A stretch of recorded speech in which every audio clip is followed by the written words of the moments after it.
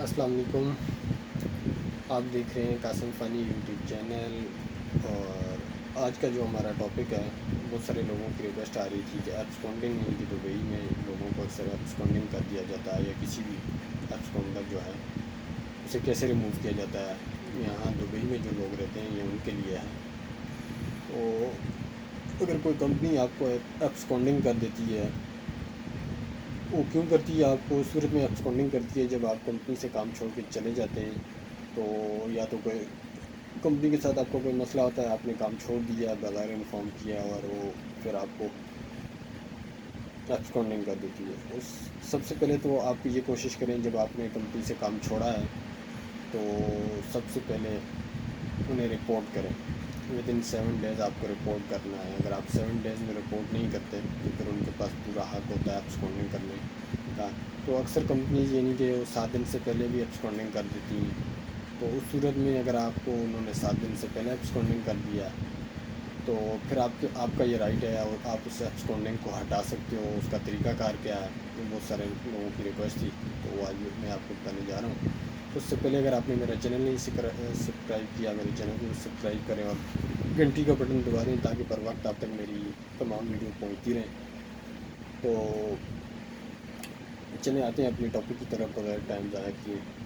اگر کوئی کمپنی آپ کو ایبسکونڈنگ کر دے تو اس کے لیے آپ کو کیا کرنا ہے؟ آپ کو جانا ہے ہیومن ریسورسز میں جانا ہے، یا کسی تحصیل میں چلے جائیں. وہاں پہ جا کے آپ انہیں بولیں کہ مجھے اس طرح کمپنی نے ایبسکونڈنگ کر دیا ہے تو میں اسے ریموو کرنا چاہتا ہوں. تو آپ کی کمپلین لے لیں گے، اور آپ کو ودن 24 اور 48 آور ایک میسیج آ جائے گا. وہ میسیج لے کے آپ کو ایک جگہ پہ بلایا جائے گا، اور یعنی کہ ایک جگہ ان کی جو کورٹ ہے، جسے یہاں پہ لیبر کورٹ کہا جاتا ہے یا منسٹری آف ہیومن ریسورسز کہا جاتا ہے، وہاں پہ بلایا جاتا ہے آپ کو، دونوں پارٹیز کو.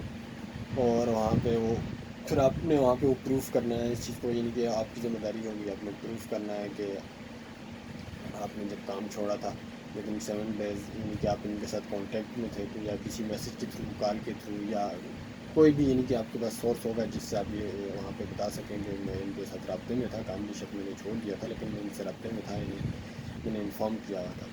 تو اگر یہ چیز وہاں پہ آپ ثابت کر دیتے ہیں تو پھر آپ کی ایبسکونڈنگ کی اسٹینپ ریموو ہو جائے گی، اور پھر آپ ایزیلی پاکستان جا سکتے ہیں.